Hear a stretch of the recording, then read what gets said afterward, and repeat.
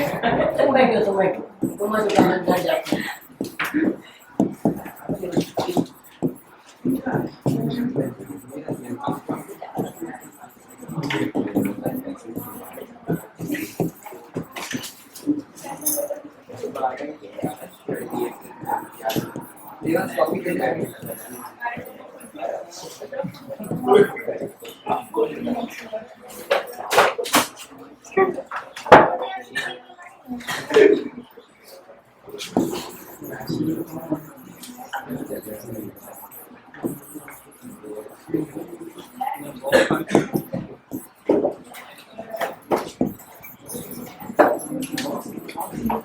You are still struggling with the box and tools and everything.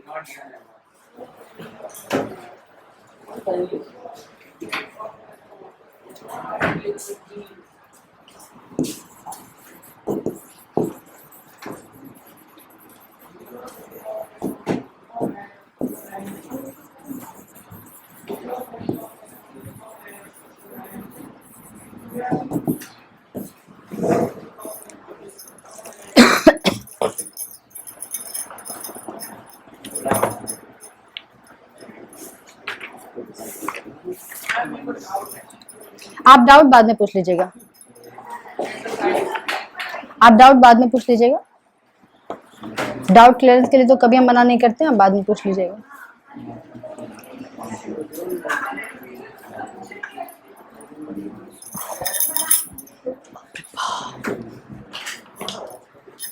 हाँ, जो आवाज करने वाली चीज को हम खत्म कर रहे हैं। Every disturbing things must be away.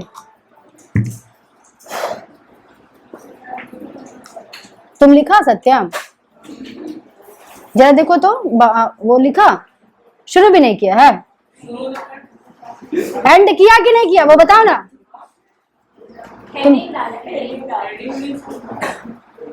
तुम ड्रामा नहीं करो बाबू, समझे ना? कितनी देर हो गया मेरे लिखे हुए और बाकियों का लिखा हो गया है। आपकी स्पीड अगर मेंटेन रखनी है तो आप यहां बैठ सकते हैं। 7th क्लास वाली स्पीड लेके 10th क्लास में नहीं बैठ सकते। कितनों का हो गया? हाथ उठा दो। Look around.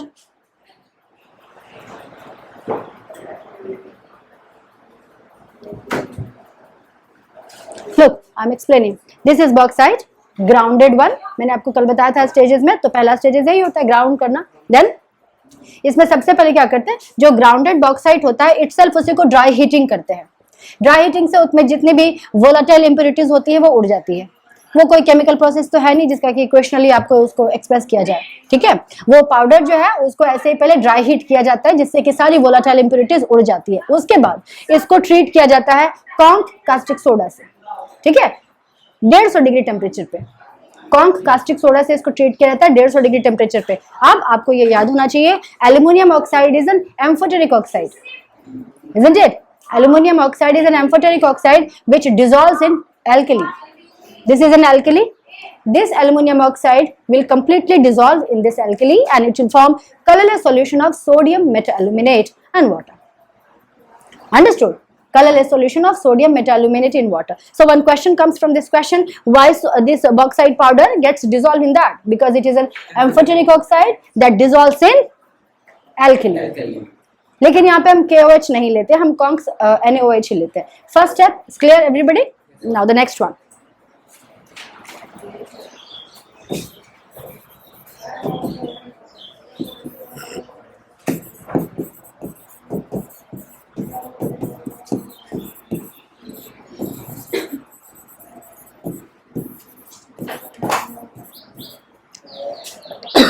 सॉरी।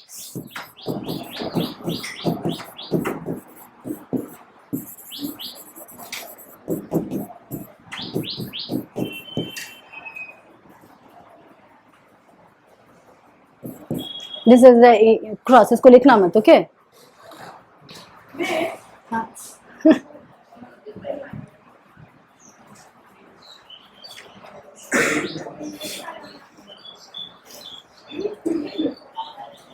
यहाँ ना, नहीं ना, तो उधर देखो।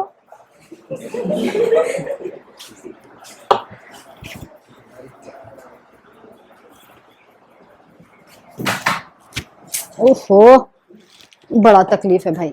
लाओ लाओ इसको नीचे रख दो, ये बार बार टक टक टक टक करेगी।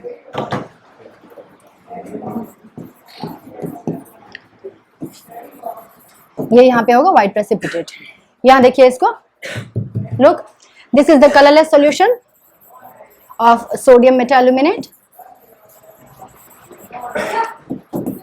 Now this is hydrolysed with excess of water. Hydrolyse, देखो हाइड्रोलिसिस और हाइड्रोलाइज दोनों में अंतर है, याद रखना। हाइड्रोलाइज करना मतलब किसी भी चीज में पानी मिलाना, पानी मिला के उसको खूब डाइल्यूट करना, समझ गए, उसको बोलते हैं हाइड्रोलाइजेशन। और हाइड्रोलिसिस का, लिसिस मतलब ब्रेक डाउन, इलेक्ट्रोलिसिस मैंने बताया था ना, lysis means break down, break down due to water is called hydrolysis, simple. So hydrolyse होना और हाइड्रोलिसिस होना दोनों में फर्क है, दोनों में फर्क है। हाइड्रोलाइज करना और हाइड्रोलिसिस करना दोनों में फर्क है। यहाँ पे हम इसको हाइड्रोलाइज करते हैं, यानी कि इसमें खूब सारा पानी मिलाते हैं, ठीक है। It is hydrolysed with excess water and cooled up to 50 degree Celsius, alright. और इसको पानी मिला के खूब एजिटेट करते हैं। एजिटेट करना मतलब जैसे कि सपोज करो ये बड़ा बर्तन है, इसमें हमने लिया ये कलरलेस सॉल्यूशन ऑफ सोडियम मेटाल्यूमिनेट और खूब सारा उसमें पानी डालते जा रहे हैं। कोई पानी मिलाते जा रहा है और दूसरा जो है इस बर्तन को खूब ऐसे ऐसे ऐसे ऐसे हिलाया जा रहा है, alright, that is called agitation of the solution, ठीक है। आप उसको स्टरिंग भी बोल सकते हैं। जब हम कोई चीज को ऐसा ऐसा बीटर से बीट करते हैं तो वो क्या है, एक्चुअली स्टरिंग है।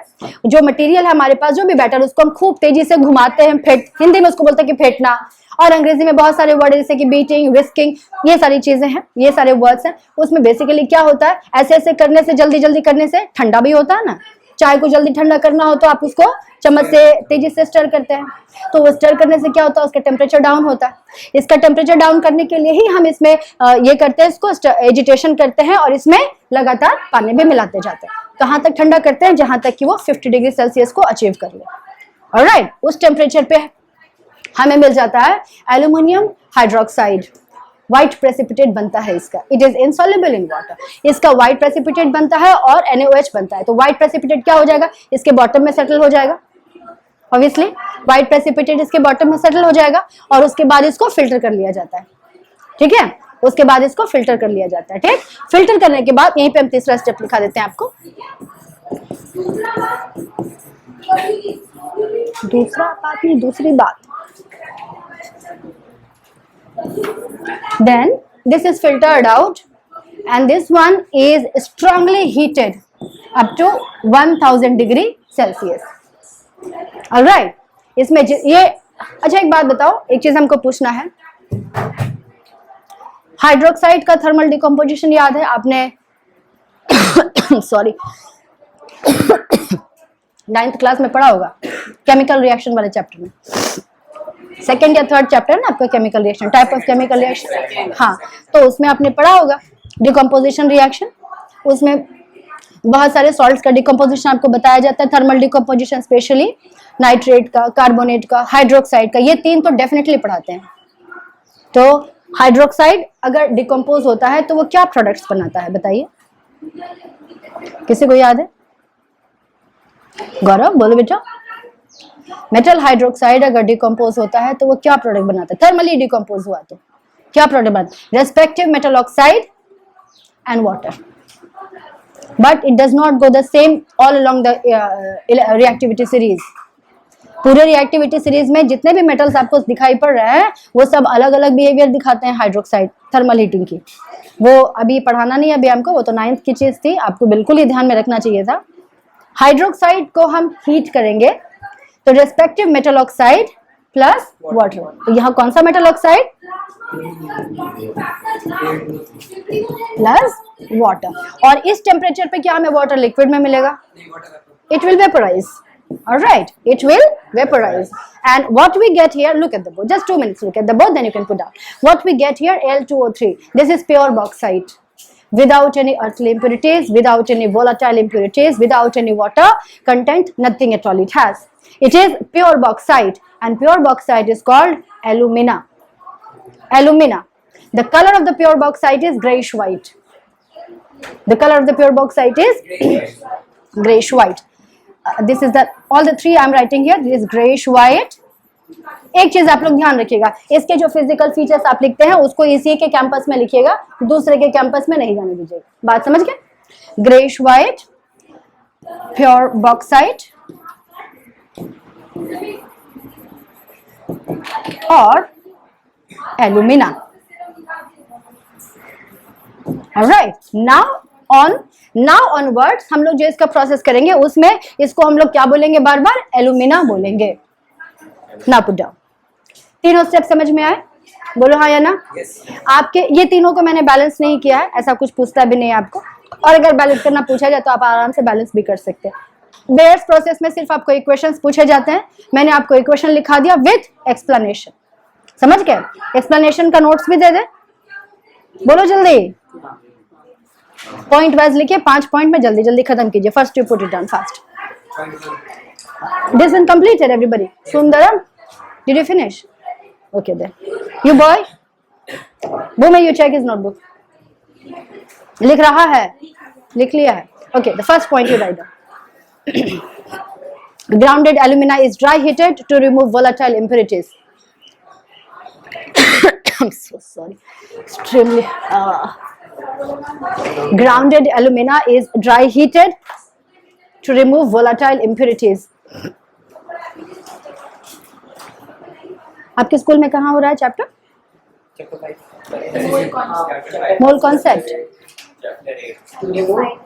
Volatile impurities, chapter 8।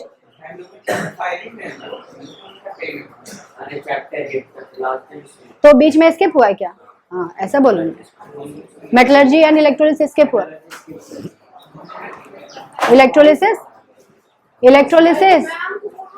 Electrolysis done और स्किप्ड। तो कंपाउंड शुरू किया उन्होंने, HCl। अच्छा, क्या कारण से स्किप किया ये दोनों? अच्छा ठीक। और तुम लोग का मोल कॉन्सेप्ट हो रहा है, तुम लोग के सेक्शन में भी मोल कॉन्सेप्ट? ऑलमोस्ट सारे सेक्शन। अच्छा ठीक। फर्स्ट स्टेप लिखा सबने? Grounded alumina is heated, dry heated बोले बेटा, ड्राई हीटेड बोले, dry heated to remove volatile impurities. Next point. Then it is treated with conc sodium hydroxide. Next point. Then it is treated with conc sodium hydroxide at 150 degrees Celsius. Then it is heated with conc sodium hydroxide at 150 degree Celsius.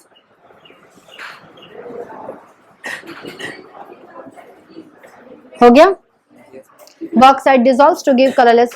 Bauxite dissolve, उसे में लिखो, उसे में continue करो, next point नहीं है, उसे में कंटिन्यू कीजिएगा। Bauxite dissolves into colorless solution of sodium metaaluminate. There will be no break at all. ये लिखना नहीं था, आपको बताना था। Of sodium metaaluminate.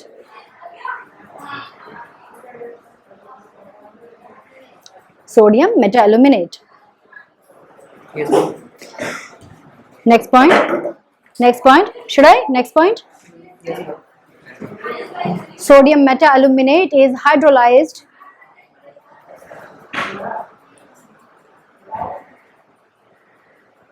Sodium metaaluminate is hydrolyzed with excess water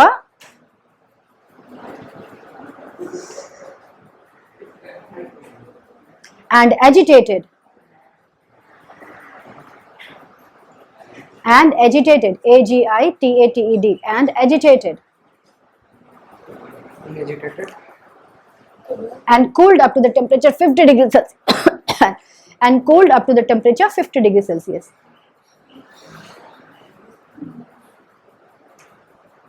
And cooled up to the temperature 50 degree Celsius. Full stop.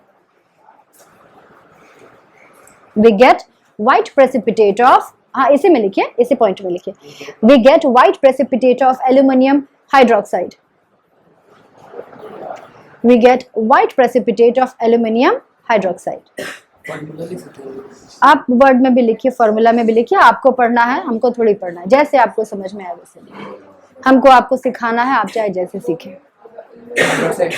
फिर से बोलो बेटा। Aluminium hydroxide, white precipitate of aluminum hydroxide. Next one, next point. This white precipitate is filtered.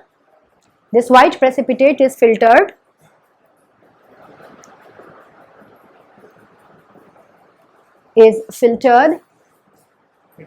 and heated at 1000 degrees Celsius. At 1000 degrees Celsius. All right, full stop. Pure bauxite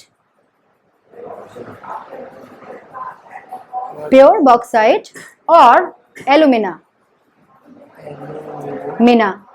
is obtained.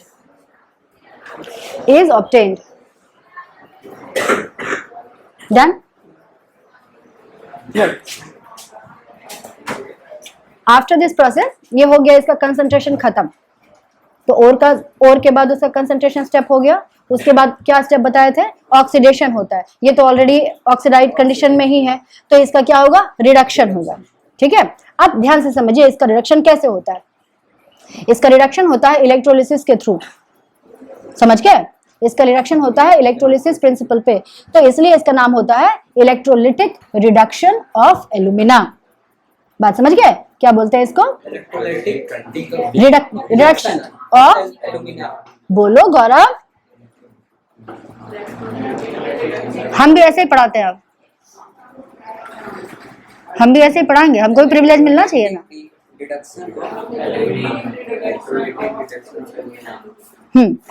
Electrolytic reduction of alumina. इस process में बहुत सारी खासियत है और specifications है इसके। इस प्रोसेस में जो भी स्पेसिफिकेशंस है उनको लेकर के इस प्रोसेस को कंप्लीटली फॉर्मुलेट किया था दो साइंटिस्ट ने, जिसका नाम है हॉल एंड हेरॉल्ट। तो इसलिए इस प्रोसेस का नाम हम लोग बोलते हैं Hall Heroult process.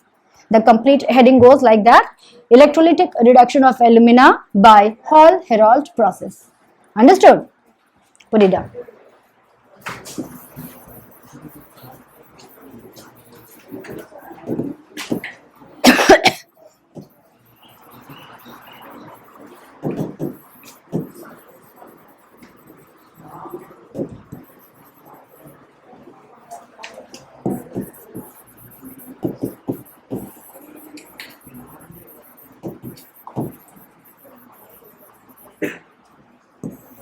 By Hall Herold process. Please check out the spelling, it should not wrong.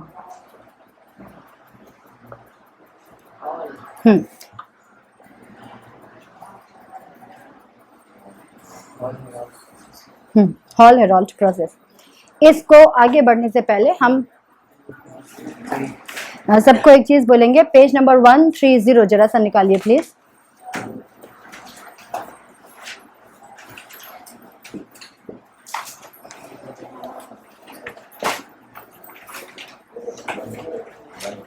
हाँ, पेज नंबर 130 जरा निकालिए। और इसमें एक ग्रीन बॉक्स है, इसको थोड़ा सा आप टेक्स्ट इसका पढ़ जाइए। आप जब तक इसका टेक्स्ट नहीं पढ़ेंगे मेरा समझाया हुआ कुछ समझ नहीं आएगा। 3 minutes I'm giving you, go through। हाँ, ये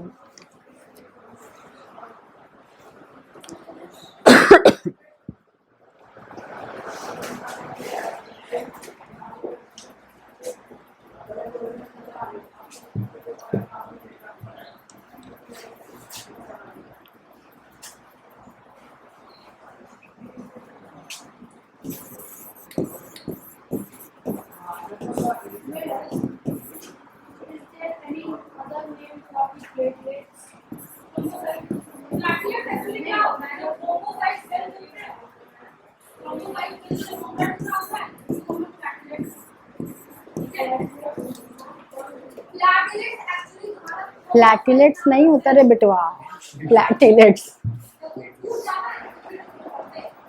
प्लैटी ये ना बच्चे सुनते रॉन्ग हैं तो वही कंटिन्यूअसली बनाए, उसके बाद बुढ़ापे में ठीक करो तो कभी ठीक ना हो गया। It's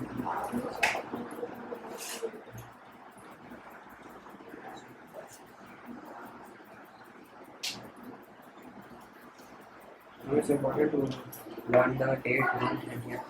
no, that is history, आपको नहीं पढ़ना, आप जो फैक्ट है बस उसको देखिए। फिर हम ये पानी इसमें है पूरा, अरे बाप रे।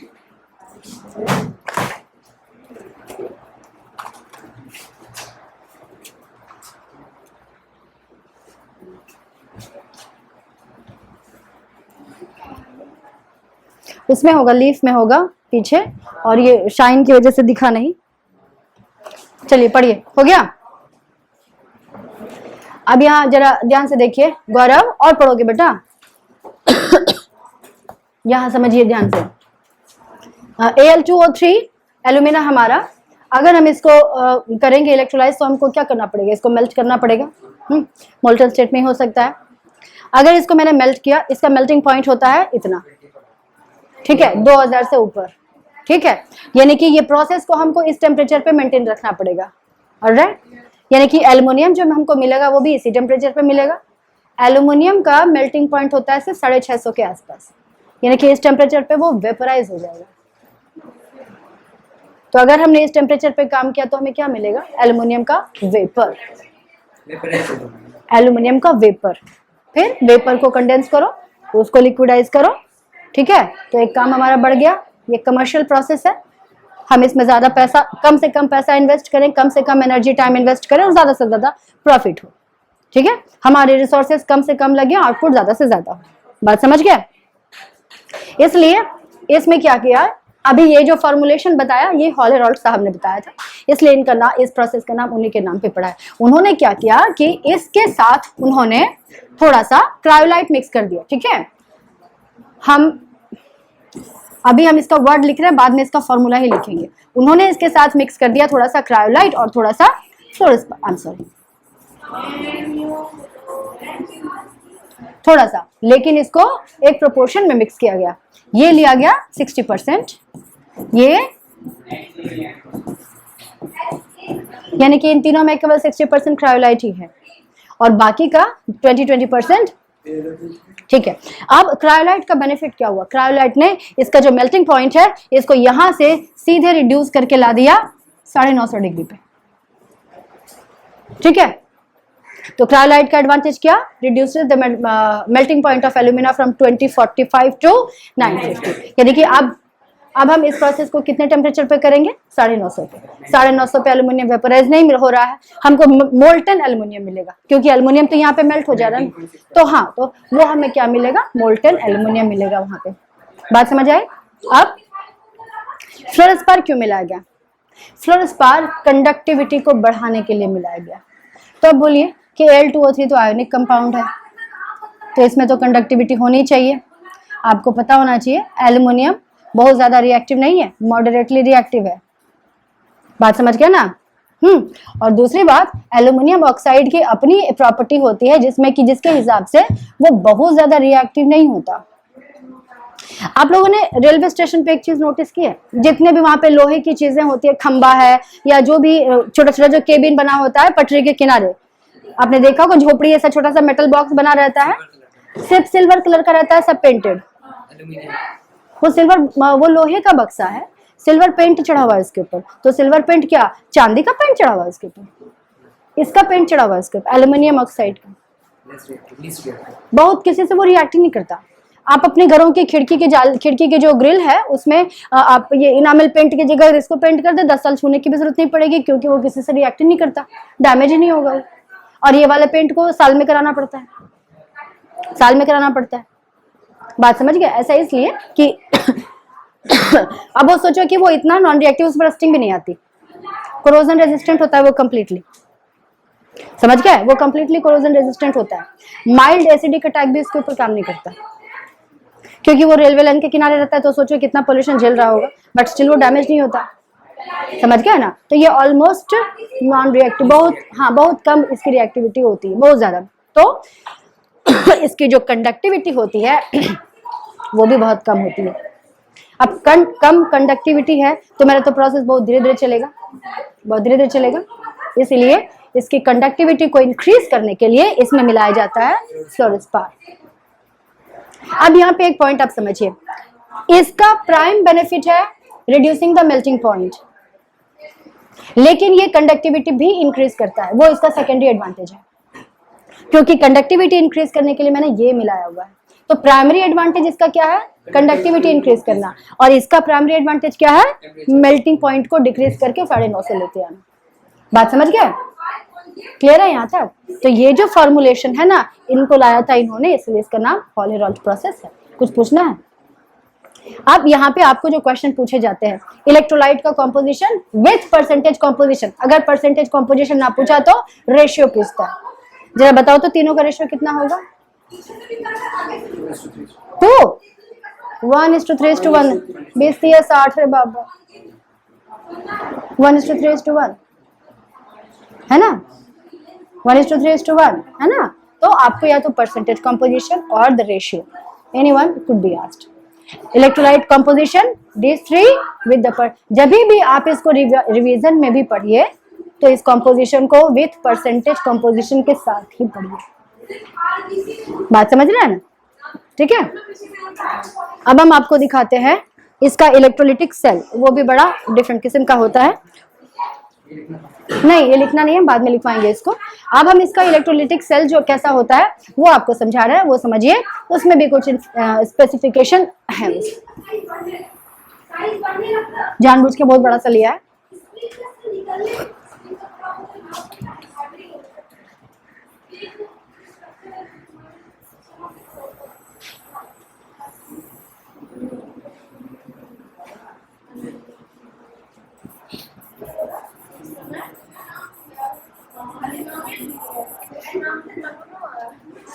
खाली नाम ही ना लिया, और तो कुछ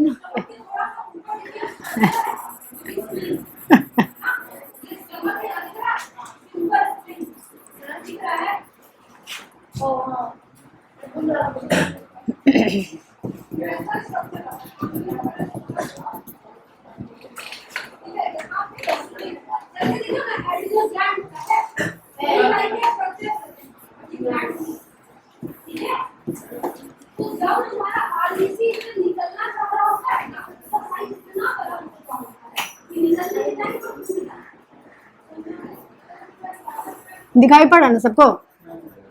ब्लू वाला दिखाई पड़ा ना? जानबूझ के ये मैंने कलर डिस्टिंक्ट किया है, कुछ बताना है इसी कारण से, ठीक है?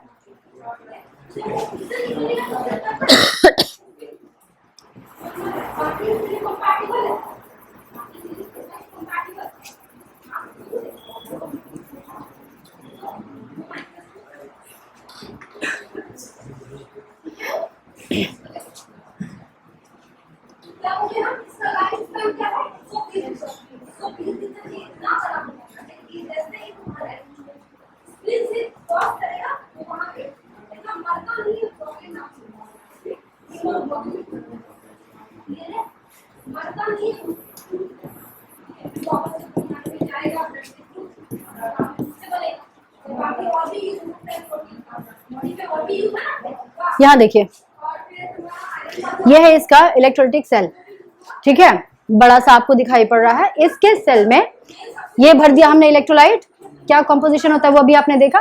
उधर हम कुछ लिखेंगे, इसलिए हम उसको लिखेंगे नहीं, जो इलेक्ट्रोलाइट कंपोजिशन वो आपको मैंने बताया।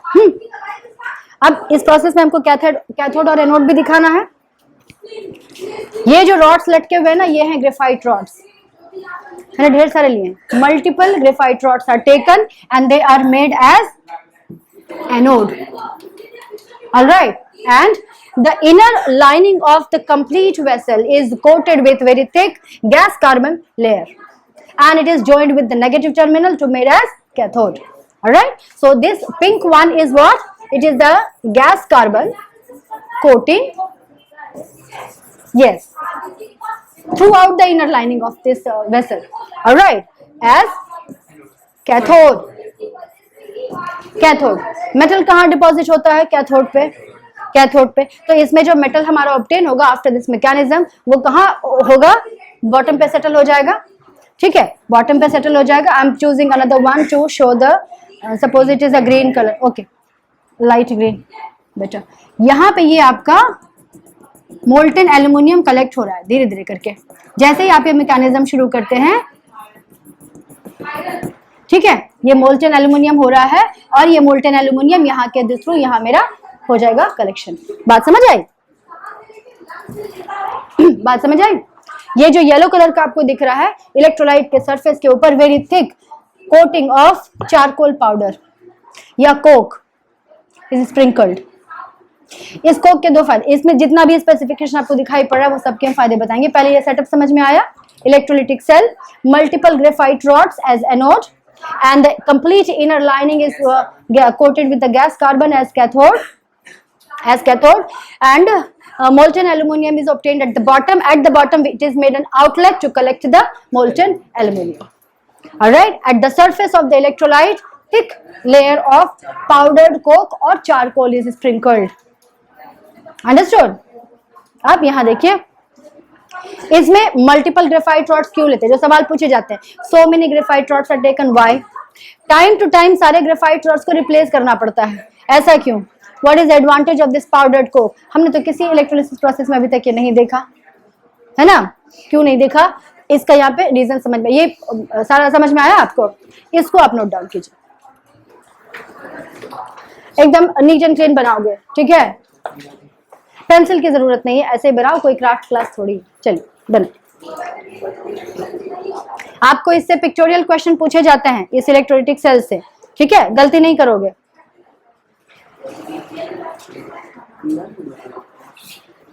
हेलो, नाम हट गए, किधर हटे? साइड साइड बोल रहे,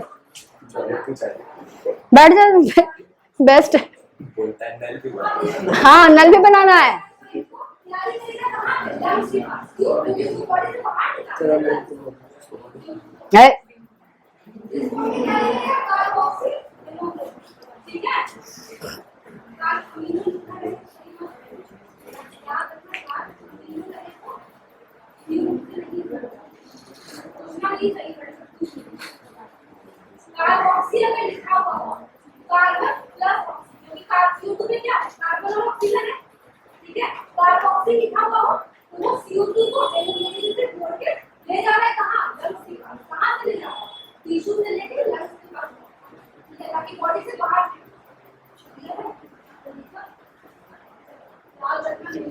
प्रियांशु जी, आप जो इतनी कंजूसी से इसको बना रहे हैं, इतना छोटा सा चाय के कुल्हड़ के जैसा, ऐसा क्यों?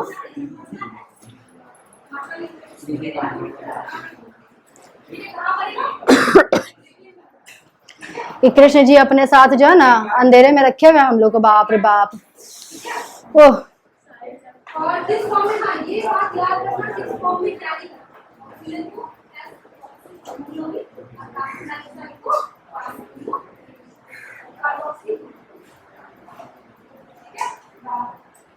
आज ये चैप्टर ही खत्म हो जाएगा, ये लास्ट टॉपिक है इस चैप्टर का, उसके बाद आपका सिलेबस खत्म। क्या करना है? लेबल कराएंगे, ये आपका हो गया इसमें। अच्छा ठीक है, कोई बात नहीं, ये इसको खाली लिख दो, इसमें तो सब लिखा हुआ है। ये जो पीला वाला है ना, इसको लिखो।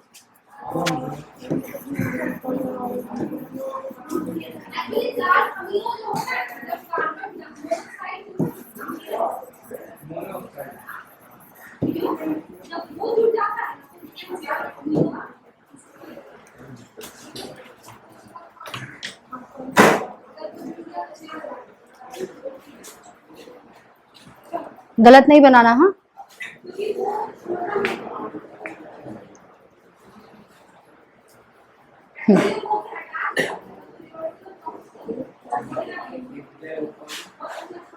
क्या हुआ बोलो?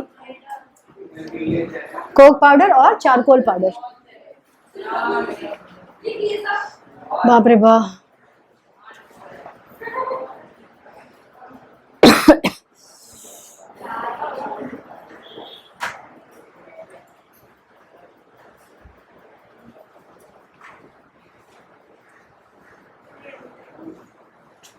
कुछ भी भूलना, ये मत भूलना कि आप किसी के पास इंटरेस्ट नहीं है,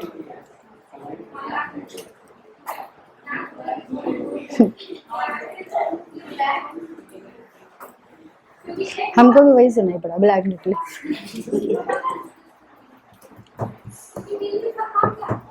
ब्लैक निकले से यंग और मैच्योर।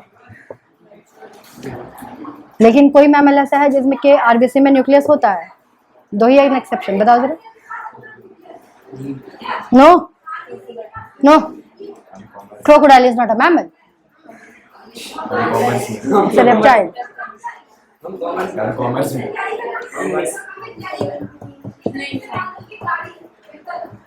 कोई होम साइंस में नहीं ना है? नहीं PC It is camels and llamas, in which camels and llama जो होता है वो कैमल का ही एक कैटेगरी है जो उधर पाया जाता है, साउथ अमेरिकन कंट्रीज में पाया जाता है, पेरू, ब्राजील, इन सब में। वो दिखता बिल्कुल कैमल के जैसा है, इसको लामा बोलते हैं। कार्टून में देखा है? लामास और कैमल्स में नहीं होते। हो गया सबका?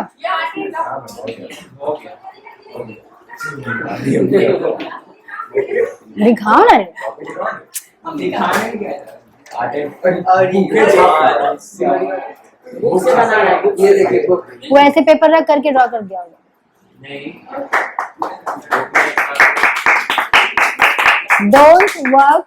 Don't work hard, work smart. ये तो गधा में अभी राजा हो। नहीं तो गधा सबसे बड़ा राजा है। ओके, ये समझ आ गया सबको? सेटअप समझ में आया? अब हमको पेज बदलना पड़ेगा, इसीलिए हम इसको बोल रहे हैं कि अगर आपको ये नहीं समझ में आया तो फिर से एक्सप्लेन करेंगे। ये समझना जरूरी है। बात समझ आई? बढ़े आगे? इसके नीचे लिखिए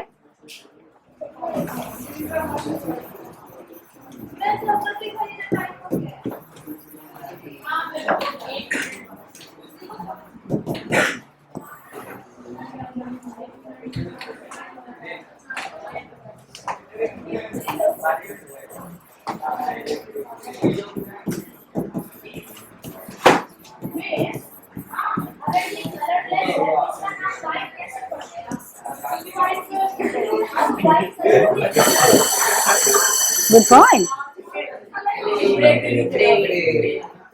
दो क्लास के बाद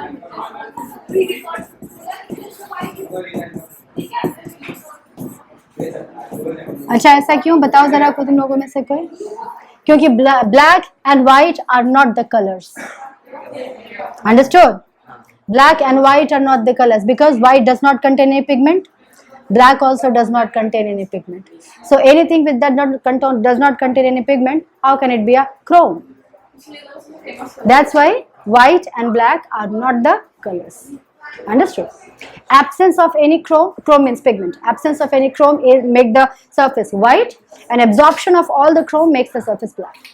White and black are not the colors. Done?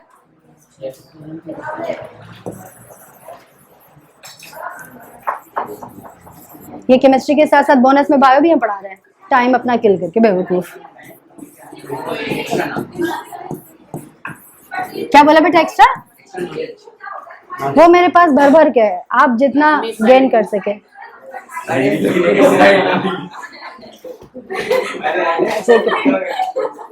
यहाँ पे रहेंगे तो गौरव तुमको दिखाई पड़ेगा। जल्दी करो। और ये सही से लिखना, फॉर्मूला सही से लिखना। ठीक। क्या?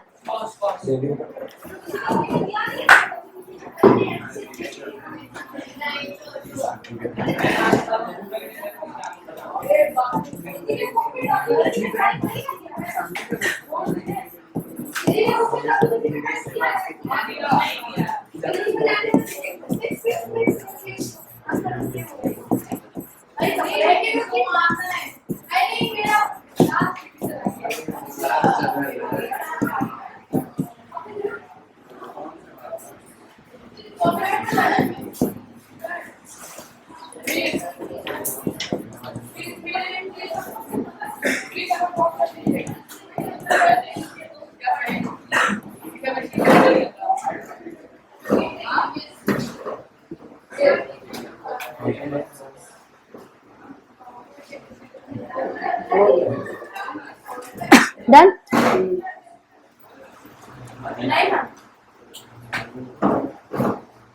Writing?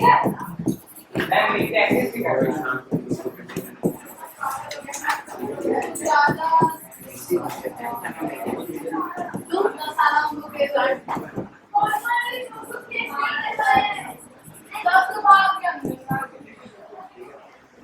it please.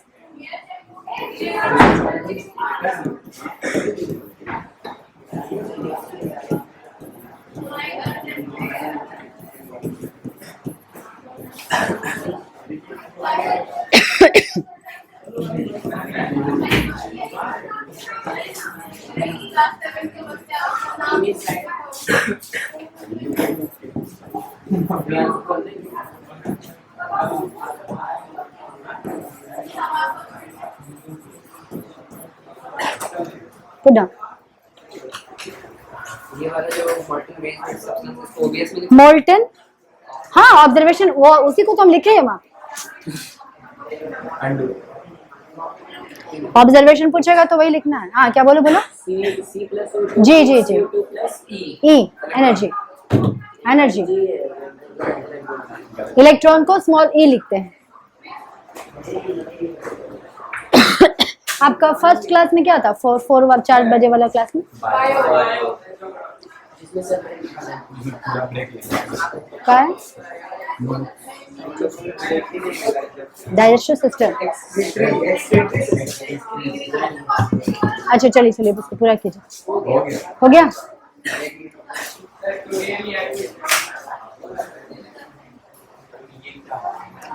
Capital E बेटा हीट एनर्जी रिलीज हो रहा है, वही लिखे।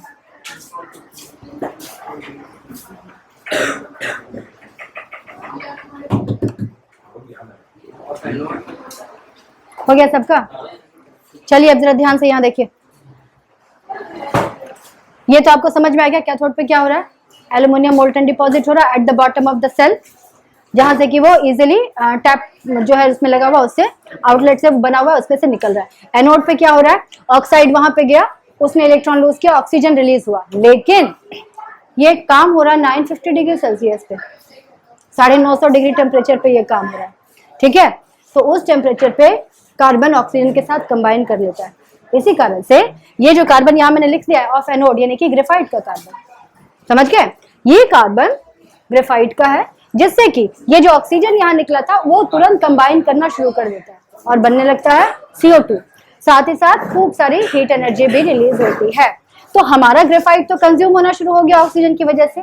तो जो हमने रॉड लिया वो थिकनेस उसकी कम होती जा रही है। It is gradually being consumed due to the release of oxygen, and at the temperature of 950 degrees Celsius, the rate of consumption is very high. To prevent the consumption of graphite rod, or you can say to reduce the rate of consumption of the graphite rods, multiple rods are used so that suppose कीजिए एक ही rod है तो उस पर ढेर सारे oxygen तो उसी पे निकलेंगे, तुरंत कंज्यूम हो जाएगा। और उसकी जगह पे अगर मैंने मल्टीपल रॉड्स डाले तो रेट ऑफ कंजम्पशन थोड़ा रिड्यूस हुआ। एक तो ये कारण है मल्टीपल रॉड लगाने का। दूसरा जो पाउडर्ड कोक हमने रखा, जो ऑक्सीजन होता है वो पाउडर्ड कोक इज और the charcoal is more reactive then graphite. Alright, तो ऑक्सीजन के सामने दो कार्बन मिल रहा है, एक ग्रेफाइट वाला जो लेस रिएक्टिव, एक वो वाला जो more reactive. Then oxygen prefers to react with the carbon of powdered coke. Alright, powdered coke, नतीजा क्या होता है? हमारा जो ग्रेफाइट कंजम्पशन का रेट है वो कम हो जा रहा है क्योंकि ऑक्सीजन जा रहा है कोक के कार्बन से रिएक्ट करने के लिए। तो जो कोक का कार्बन, वो कोक का लेयर है, धीरे धीरे धीरे धीरे वो पतला हो जाए, तो उसको क्या करना पड़ता है? टाइम टू टाइम उसके ऊपर फिर से लेयर बिछानी पड़ती है। Powdered coke is also time to time spread or sprinkled on the surface of electrolyte to prevent the consumption of graphite rod. Obviously, graphite is more expensive than the powdered coke. All right, and changing the graphite rod, it will be more hassle than to sprinkle the powdered coke on the surface. दोनों में से कौन सा ज्यादा मगजमारी वाला काम? Change करना, मतलब उसका पूरा वो कनेक्शन को, जो एनोड का कनेक्शन है उसको वहां पे डिस्कनेक्ट करके फिर से नया उसमें कनेक्शन करना, तो उससे अच्छा है कि वो ज्यादा हेजल, उसमें कुछ है ही नहीं, हेजल फ्री कंप्लीटली, समझ गया? और दूसरी चीज, ये जो ब्लैक यहाँ पे आपने देखा ना कि खूब सारा एनर्जी निकल रहा है, हीट एनर्जी, जिसकी वजह से रेडिएशन भी निकलता है, समझ गए? ये जो लेयर है पाउडर्ड कोक का, ये एकदम थिक होता है, तो एक ब्लैक स्क्रीन का काम कर देता है सरफेस के ऊपर। ये सपोज हो रहा है, इसके ऊपर मोटी सी ब्लैक स्क्रीन, तो वो रेडिएशन बाहर नहीं आती। जैसे ये खिड़की से खूब धूप चमक रही है, हम इसमें क्या लगाते हैं, पर्दा लगा देते हैं। अगर हम दो तरह का पर्दा लगा, एक पतला सा नेट वाला और दूसरा ब्लैकआउट कर्टन, तो किसमें हमारा धूप जो है वो कंप्लीटली ब्लॉक होगा, ब्लैकआउट कर्टन। और जो नेट वाला लगाएंगे तो वो क्या है, कुछ भी नहीं, उससे मेरा तो स्क्रीन नहीं हो रहा ना वो। तो यहाँ पे जो पाउडर्ड कोक है, इसका ये भी एक एडवांटेज है कि वो उस रेडिएशन को भी, जो चमक होती है उसको भी एज अ स्क्रीन वहां पे काम करता है, रेडिएशन को कम करता है। बात समझ गए? तो यहाँ पे आपको जो क्वेश्चन पूछे जाते हैं, what is the benefit of charcoal over there, why the multiple graphite rods are used, alright, what are the measures taken to prevent the consumption of graphite rod, to reduce the consumption of graphite rod.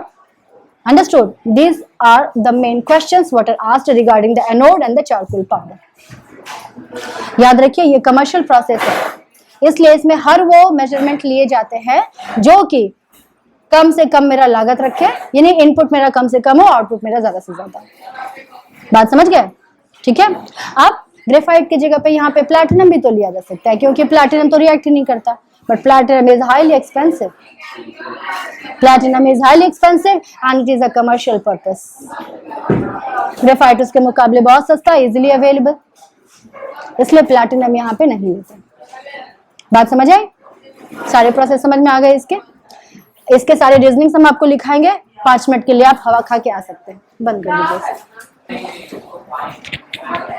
ठीक है, चलिए लिखिए यहाँ पे benefit of या advantage, कुछ भी लिख सकते हैं।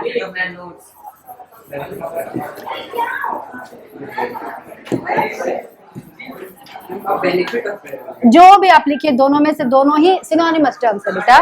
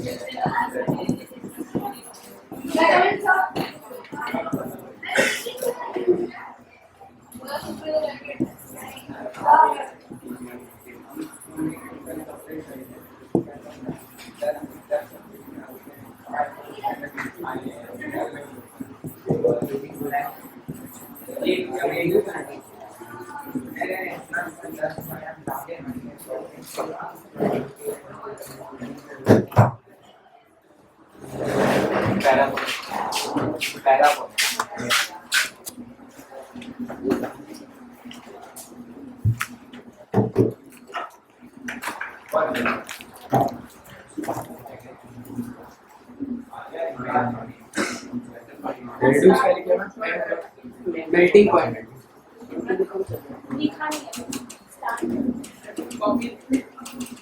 तो तुम टॉफी पचा के शुरू करोगे का?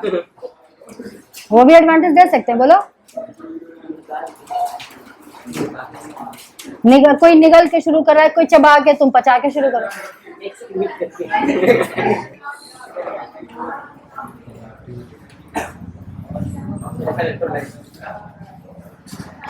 हो गया। Next one is advantage of fluorspar. अच्छा लिख लीजिएगा इन लोगों से।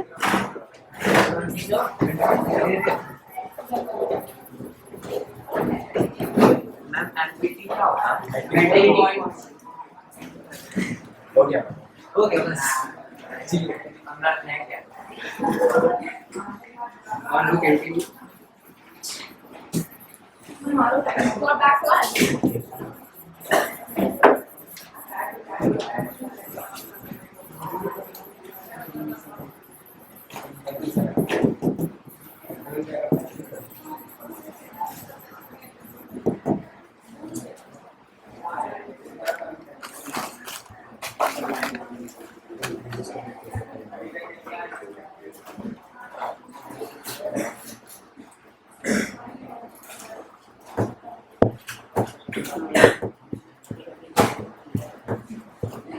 नेक्स्ट एडवांटेज ऑफ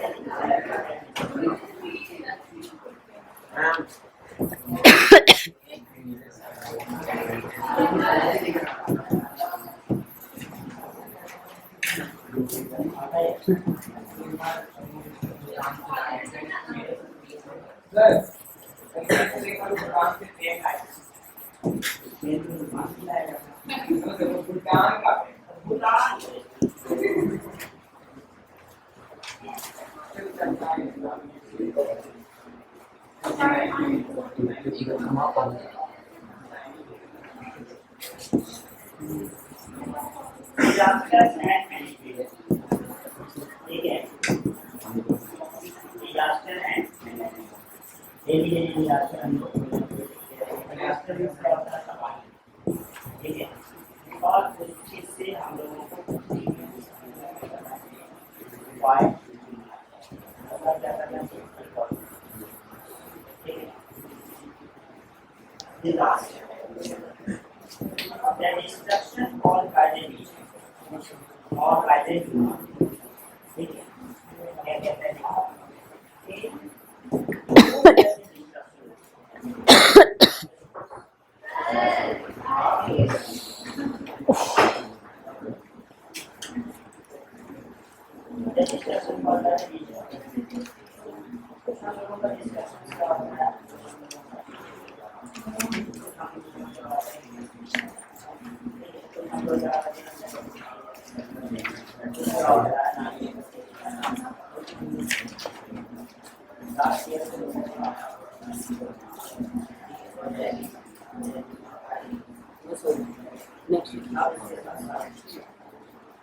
हम देख रहे हैं कुछ और बचा नहीं ना।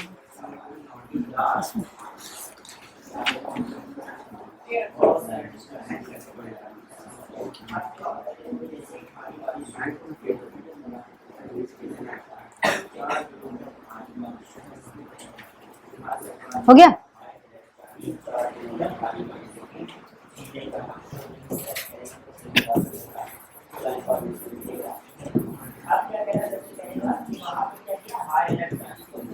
मतलब उसके बाद क्या होगा, अगर हम ये बता दें कि बात और बात करना है, फिर भी निकले हमारे ऊपर में क्या होगा, किसी भी तरह का तबाही हो गया, उसमें अपना सरकार ने क्या किया, ताकि उसको रोड एक्सीडेंट है कोरोना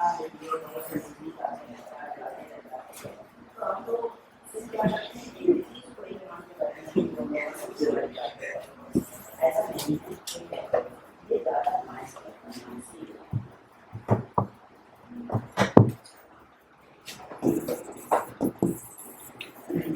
अब वहाँ पे देखो क्या कहता है कि इसके साथ जो वैक्सीन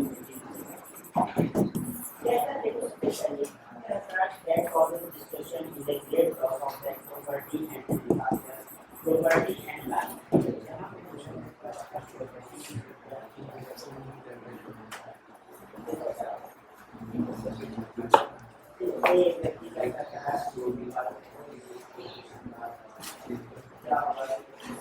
खा लो।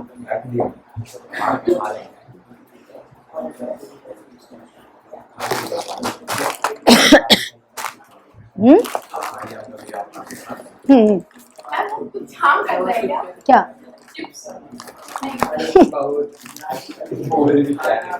पहले खा लो, हम जी के थोड़ी पढ़ा रहे,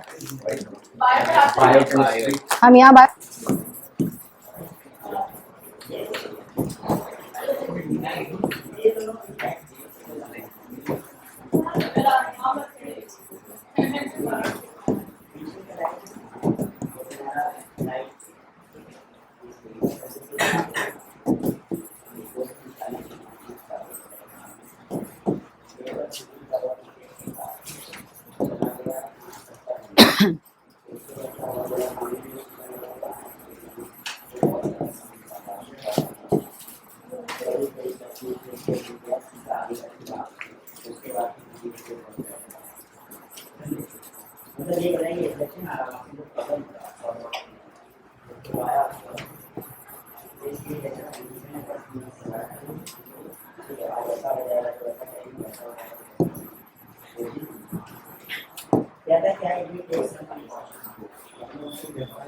इनो निकल रहा है ना ना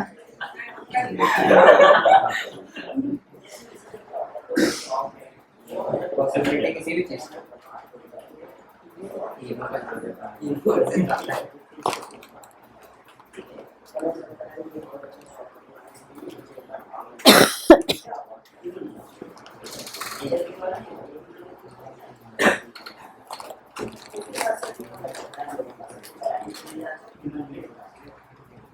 कर देना ठीक है what is fire not following this what is fire हो गया?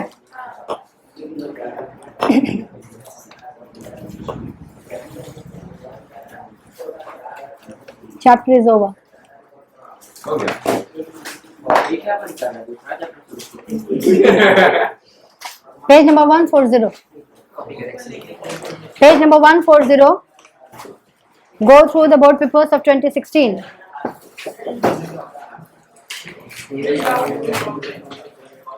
हाँ, तुम्हारा डाउट जरा पूछो, क्या डाउट था?